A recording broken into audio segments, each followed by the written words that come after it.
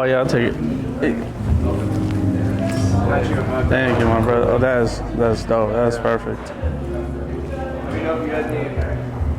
Thank you. Oh, that's hard. Yeah, That's a clean little mug too. that shit go crazy. I Choppin with Screw, man. We got Angelo from AZ Vintage, co-host of Beyond the Brand podcast, man. They doing their thing. Man, we are here at Dialogue here in beautiful downtown. It's fucking nice out here. I'm actually excited, man. I kind of, now that we haven't had a chance to talk a little bit more, I know I've been on a little hiatus, but man, it feels good to be sitting here, talking to everybody, talking to good people, bro, reconnecting to the city. But again, I want to give you the floor, give people a rundown of who you are, man. What do you do, and we'll go from there. Yeah, for sure. So for anybody that doesn't know, my name is Angelo. I run a vintage page. It's a Vintage in AZ, so Vintage in Arizona. I also co-host with my boy Frankie, AZ Life Apparel, the Beyond the Brand podcast. So we just started that. Like we were talking about before, I've done a lot of different things, anything you could think of.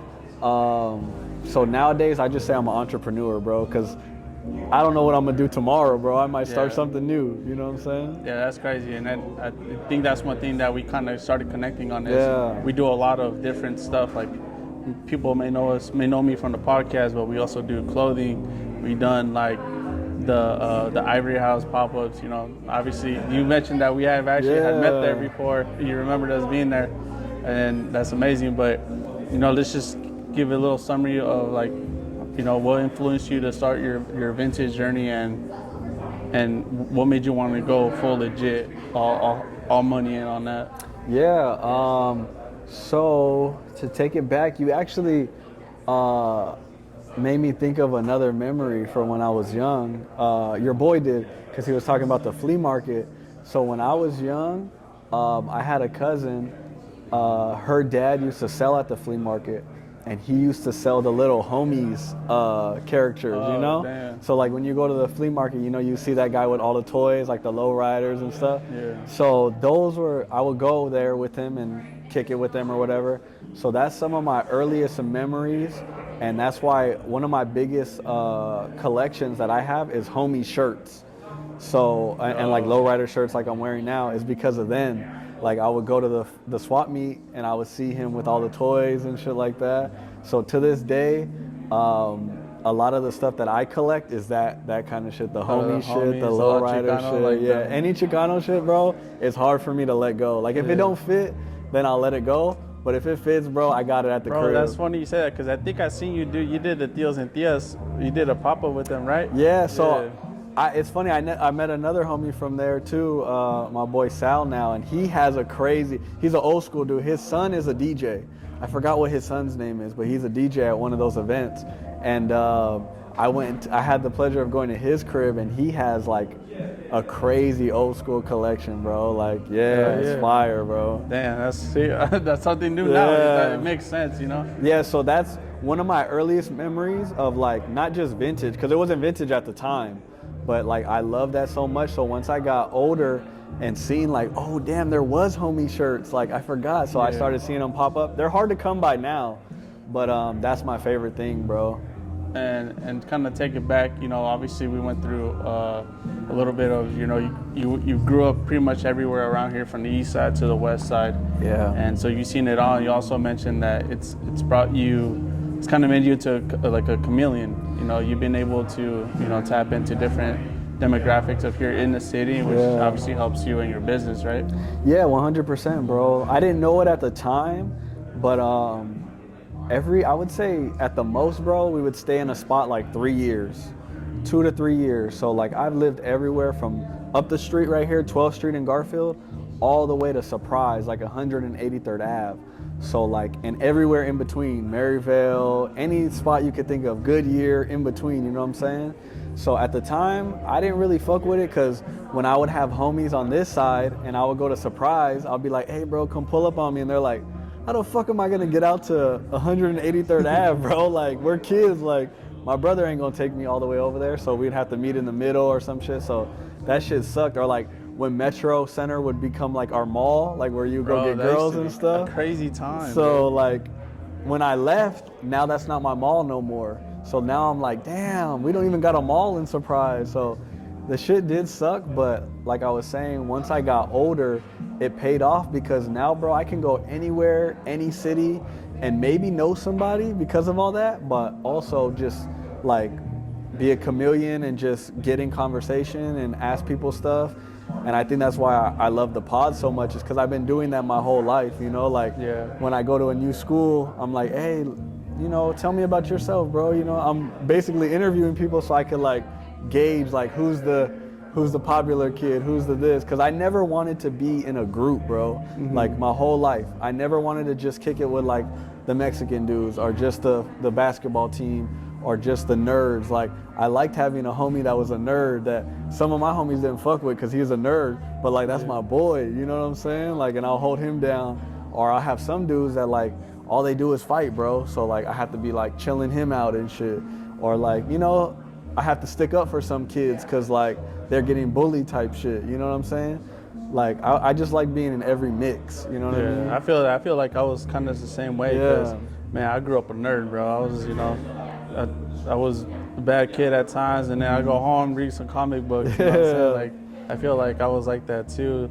Although I didn't move around a lot, but I think I'm still, one of my superpowers, I say, is kind of being able to talk to a lot of people, like whether it's you know, obviously some street dude, and then, you know, like a big business person, you know what I'm saying? So that's one thing I'm blessed with, and that's something that all the people around me have taught me, and being able to bring that out of me. And of course that's what brought me to the pod. You know what I'm saying? Like why not be creative and then still bring culture together, you know what I'm saying, and build that. And that's a beautiful thing that you had mentioned too about you guys, about what you guys are doing. And you know, shout out to you guys. The Core podcast was super dope. Yeah, shout out to Core, man. He's a part of that, bro. Like just bringing cool shit to the forefront, and he can get in anywhere, bro. He be in I don't even know, like obviously Atlanta hoods. He comes to our hoods, Cali hoods.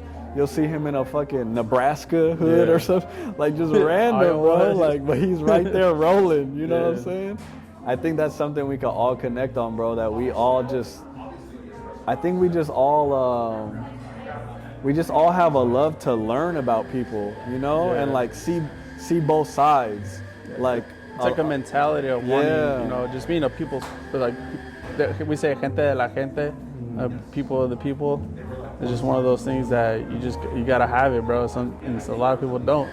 It gets you far, bro. You never know if you just chop it up with one dude at a random event or at a coffee shop, and now he just opens your whole doors to some other shit. He's like, hey, bro, I actually got a podcast space. You want to come shoot some, just from like a conversation, you know? Exactly. You never know, bro. Absolutely. So back to your vintage. So a little bit of the backstory is you started like 2020. You know, you started doing the live. You started selling. You know, obviously it did really good for you, and now you're in a position that you are now. You know, where things fly off the shelf. But what are some most memorable, like, things would you say, or what's the most memorable piece that you think you found that was like, damn, I could really sell this for hundreds of dollars? Or have you ever sold something for hundreds of dollars? Yeah, so let's see. I'd say the most expensive thing I've ever sold, damn, I never even, because I don't like to talk like numbers, you know? Yeah, but, no, for sure, but it's out there. No, yeah, I got you. So I'll tell you, I found a shirt one time, bro. I sold it for a rack. One shirt. I sold that one shirt for a rack. So, and I'll give a little background of what that was. So, it was funny because I was with my boy, and we were just talking about, you know, designers and stuff, and he was talking about chrome hearts. And I'm like, damn. He's like, yeah, what if you found some like chrome hearts? And I'm like, nah, bro, like, we don't really find that kind of stuff, you know? We find like vintage stuff. And then boom, I go out finding stuff, and then I go back to him, and I'm like, bro, guess you're not gonna believe what I just found. And hand to God, bro, you can ask him, my boy Diego. I swear to God, he's like, what? And I'm like, I found some chrome hearts. He's like, get the fuck out of here. So I show him, bro. It was a vintage Chrome Heart shirt. But the thing is, they did a collab with a store in Boston. So a specific store. That store has been there for like since the 90s. And that's the store like where all the rappers go to. So like they're really known, they're really established, and they have Chrome Hearts there. So they did that collab, and I'm trying to research and find this shirt anywhere online, and I can't find it nowhere, bro. So I'm like, you know what? Fuck it, I'm gonna DM the store. So I DM the store, boom, I sent him a picture. I'm like, hey, could you give me some info? Like, I found this shirt out here, this and that. And they're like, where did you find that? They're like interested, bro. And I'm like, damn. So I'm like, oh, I just thrifted it, this and that. And they're like, how much? And I'm like, well, no, I was like, I don't know if I want to sell it. I was just like trying to get some info on it. And they're like, well, I can't tell you too much because this was before my time. This was in the 90s. But I could tell you that we want to buy it because it's the owner's birthday coming up and I want to give it to him for a gift. So if you decide to sell it, let me know and I will want to buy it. And I'm like, damn, okay, shit, bro. So I'm telling my homies and stuff, and I'm like, what should I say? Like $200, $300? Like, what do you think? And they're like, my boy told me, he's like, bro, don't take less than a rack for that shit. And I'm like, bro, you're tripping. Like, that don't even make sense. Like, to ask them for a rack for this shirt. Yeah. But mind you, they do sell designer. That's what they sell. So like they sell like rappers would go there for Louis, the Hell Star, you know, that type of vibe. They don't sell old shirts. Like a luxury boutique. Like a luxury, yeah, exactly. And they're established, bro. So he tells me that, and I'm like, bro, they're gonna block me, bro. And he's like, if they do, then what? Like, what's gonna happen if they block the you? shirt. Yeah. And I'm like, he's like, you can always go down, but you can never go up on a price. Like, once you ask a price, you can't go up. Like, if I say 500 and they're like, yeah, do it, and you're like, no, I meant 1,000. But if you ask 1,000 and they're like, nah, you could still be like 500, you know? Yeah. So he's like, bro, ask him for a rack. I'm like, fuck. So boom, I send them a rack. They said, what's your Zelle? Yo, like no that? questions, no bro. Questions asked. No question. So boom, I send them the Zelle. They sent the money. They sent me a shipping label and everything, bro. That's crazy. Sent it to them. I hit them after and said thank you, blah, blah, blah. I did try to get like a picture or a video of them giving it, but they never sent it, which is cool. Like, I got my bread. Yeah, you got your but bread. I thought that would be cool to like, you know, have. But yeah, that was my craziest find, bro. Damn, like, dude. Insane. But the thing is, what was so crazy about that one is it wasn't just like the shirt. That shirt to them was a piece of history. So like to anyone else in the world, I wouldn't have been able to sell that for 1,000 to nobody except them. Yeah, that's facts. Do you ever find yourself like hoarding pieces, like thinking, oh man, like maybe this piece will eventually like blow up, or I might be able to sell this like later on? Yeah. Do you ever find yourself like holding on to a lot? You know, I'm gonna start, but my thing is, bro, I've been a hustler my whole life. I need the money right now. Like, I don't like sitting on shit. Like, when I have too much inventory, I start getting shit off quick, bro. So like anything that I do have that's like that goes up in value, it's because it's my personal shit. Like, I love from like 2006 to 2008. That's like my favorite like rap era. So I have like 50 Cent shirts, Lil Wayne shirts, stuff like that. So that stuff keeps going up in value, but I'm not really thinking about it to sell it. Maybe if I'm down bad, you know. But yeah, most of the stuff, bro, I'm not good at holding, because like I'm like, let's flip this shit, bro. Like, bro, I feel like thrifting is kind of a superpower sometimes, because like me, bro, I go and sometimes I don't find shit. I'm out the good with like in 3 minutes. Yeah. You know, but sometimes I don't understand how people be finding like some crazy shit. Honestly, bro, a lot of it is patience and just consistency. Just like with anything in life, bro. It sounds so basic. Just being consistent, like, obviously, but like, no, for real. Like, I know you went to the Goodwill one time and then you haven't went in a whole week. Obviously, you're not gonna find shit. If you go every single day for a week, I guarantee you find at least one or two things. People just don't got time for that. You know what I'm saying? And you said superpowers. My superpower in vintage, why I can do so well, is because my brain is full of knowledge of fashion, because I've loved it my whole life. So I can look at a tag and be like, boom, I remember this tag coming out when I was in 3rd grade. So this is from 2003. So now I remember this okay, era, gotcha. you know? And then older eras, like, oh, I know this is from the 90s because I had some shit like that. So like, I just unlock so much like memories when I find stuff, like, and I just keep that locked in, and I learn shit every day, like about Ed Hardy and shit. Ed Hardy's popping right now. Affliction is popping right now. I didn't wear that shit, but I do my research and I see what the prices are. Now I have my eye out for that. You know what I'm saying? Like, gotcha. I keep my ear to the ground and I see what's moving in fashion. You know what I'm saying? Yeah. And I kind of was gonna ask you, like, do you think the age of vintage will like fade out at some point? Like, do you think it'll evolve, like you said, like the Ed Hardy, like the newer, like the older brands, like maybe Echo comes back next year, type of thing? That's a good question, and people have asked me that, bro. Like, do you think this is just a fad? And my answer to that, bro, is like, let me ask you, do you think there'll be a day where you can walk around here and not wear a shirt? Like, it'll just be the new style, like you don't wear shirts. Yeah. Like, everybody in here has no shirt on. Do you think that day will ever come? Nah. Never, bro. So you're always gonna need a shirt, bro, period. So the fad is gonna change, you know, like maybe next year it's some different shit. It's not 90s no more. People like early 2000s. But every time the years go by, a new nostalgia happens. So like for people younger than me, like my parents, when they see a 90s shirt, that gives them more nostalgia. Oh, I used to have a shirt like that. I used to have an old Guess shirt like that. That's nostalgia for them. For us, we see like a Lil Wayne shirt. Oh, I remember Lil Wayne in that era, you know? Like, our parents don't give a fuck about that. And then going on and on and on to kids that are just growing up right now, they're gonna see in 10 years a 21 Savage shirt.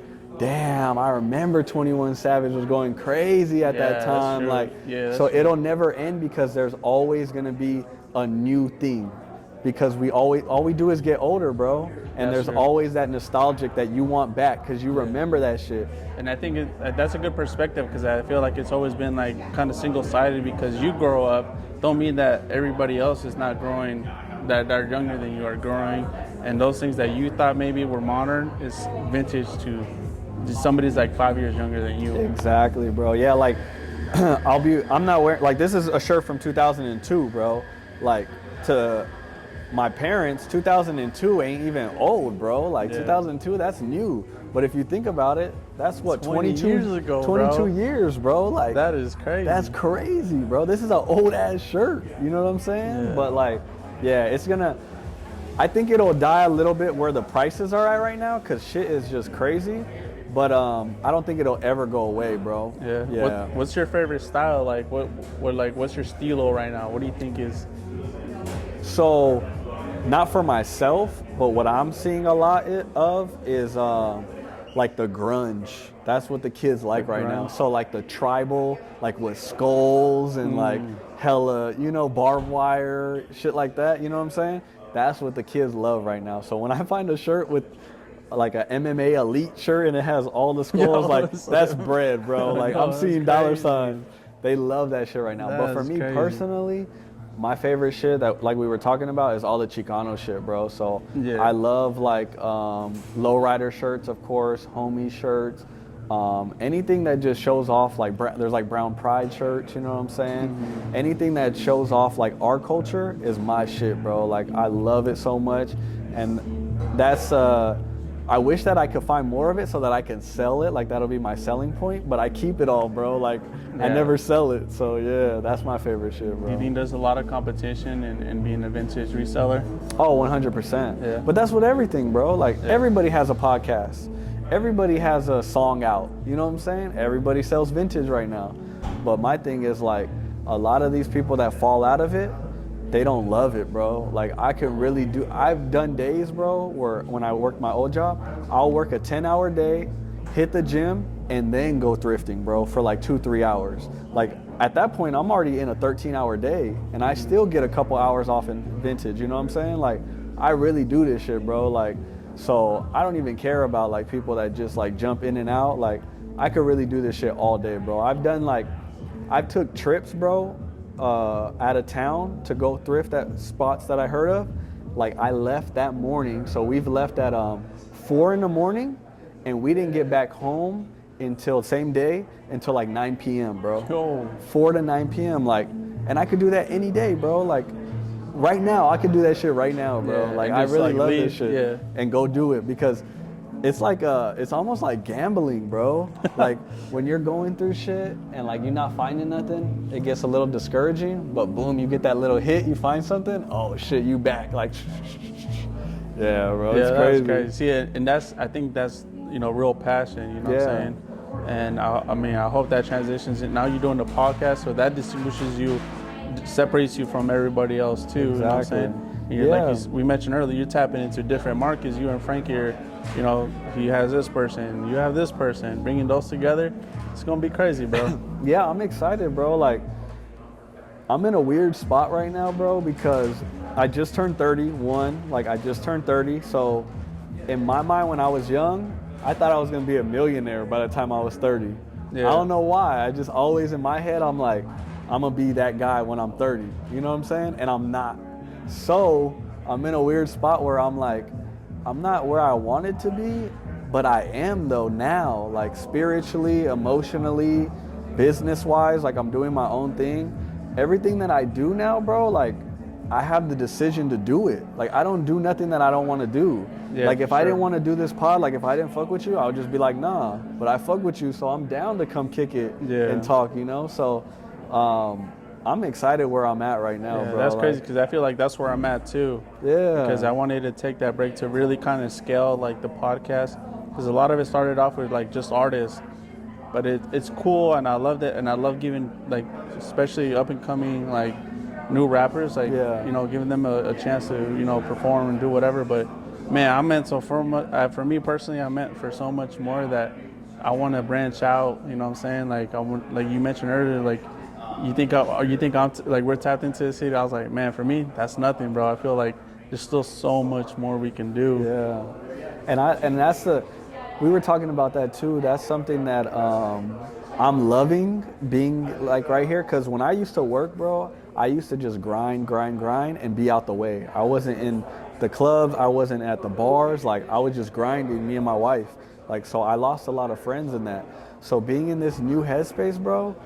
I'm making all these new friends that are doing bigger shit than me and that are more tapped in, you know? It's motivational. It's motivation, bro. I love it. Like, I used to stay out of the way because a lot of people weren't on what I was on. Like, I seen a bigger picture. Now, bro, I'm getting tapped into guys like you, like Frankie, Core, where their vision is even beyond mine. So I'm like, hey, bro, let's sit down because we could really, like, chop some game and you can give me some info that I need. So yeah, eventually I'm like loving it. Things can always work out in favor where, man, we might do some shit together, or you know, we'll collab on some shit, you know what I'm saying? I feel like that's a beautiful thing about doing this too. Yeah, for sure. Like if I'm throwing an event or something, bro, and we need some music, I'm like, hey, my boy has a whole squad of rappers right now, like that could do some shit. Or you need a video done? Let me see if Core has some time. You know what I'm saying? And that's like when I did Frankie podcast, I remember I reached out to him and I said, hey, let me do a podcast in the store. He's like, yeah, for sure. And then a week before, he's like, who you gonna bring? He told me. You, bro. Like, come on. That's what he told me. You. But then after that, we did that. It was good. But then we worked on the event together. So, you know, like he wanted the boy Jake F and he wanted Weston to perform in there. And obviously he was already tapped with Dan G, so that was an easy call for him. Yeah. And he was, you know, and bro, that event was beautiful, bro. It was packed. And I can't wait to start being involved in those type of things, bro, because, man, Arizona, we have such a... I looked up the population the other night, bro. I think it's like 1.7 million in Phoenix, bro. Damn. 1.7 million in Phoenix. So, and it still feels so small. Bro, and we don't even have to leave here, bro. We can really do whatever the fuck we want here, bro. Like, exactly. And we're gonna do it, bro. We're tapped in. We're gonna do it, bro. Yeah, we're gonna do it for sure. So how did you and Frankie meet? Because I know you. We talked a little bit about, you know, how you used to have like the vintage stuff inside of his store. I remember checking that out a couple of times. So how did you guys get connected? Yeah, through Instagram, bro. Instagram? So I always talk about it like Instagram is a really dark place, you know, like people hating, weird comments, and a lot of weird people. But there's a lot of good shit too. in Instagram. So Frankie reached out to me. I guess he seen my page, and he just tapped in and was like, "Hey, bro, I want to start putting vintage in his store." He had a store at Arrowhead, at the mall. So he's like, "I want to put like a vintage rack in my store. Like, would you be interested in selling me stuff?" I'm like, "Hell yeah!" So he pulled up to my house, bro, copped some shit. Ever since then, bro, we chopped it up, and I was like, "Damn, I feel like I've known this fool forever." Like, he was like, "Yeah, I'll keep hitting you up." So he would hit me up, and I would start bringing a big pack to the store in the mall. So I would kind of see what he was selling, what was going good, and then I would sell it to him wholesale. And so he had a vintage rack of my shit in there like all the time, and we just kept like collabing on stuff. I would do a pop-up there. Even like we said, like I have an eye, so there's a couple things I would slide in. I was like, and he's like, "Bro, I don't want to sell like the skull shit." He's like, "I don't sell this type of shit." I was like, "Bro, take this shit for $5, bro, and I guarantee you it sells. Put it at like 20, 25." He texted me the next day, bro, "Hey, that shit already sold, bro." I was like, "Man, what did I tell you?" Like, I know what's going on, bro. So he just seen that I was passionate about it, and he had me on the pod, and we just had a good ass conversation, and me and him just go like back and forth.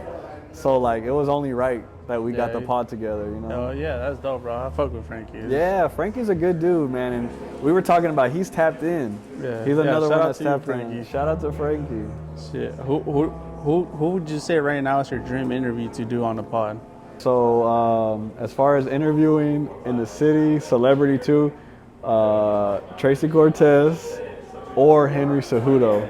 Either one of those, because I'm super into UFC. I kind of fell off watching other sports, but UFC I'm still heavy watching, and they're both from the city, so that would be tight. Oh yeah. Yeah. And it's out of my element too. Like I'm not somebody that interviews that type of, like, you know what I'm saying? Yeah, like so you don't work for the UFC. I would have to like work at it, you know, and like find the right, you know? Oh yeah, for sure. That's some dope ones. I mean, I think for me personally, I love basketball, bro. So I feel like, I mean, I think for me, like D-Book be that's a crazy hard. One for me. That'll be hard. You know, hopefully in the near future. That's possible too, bro. He's like in similar circles, you know, but he don't really do too much shit, huh?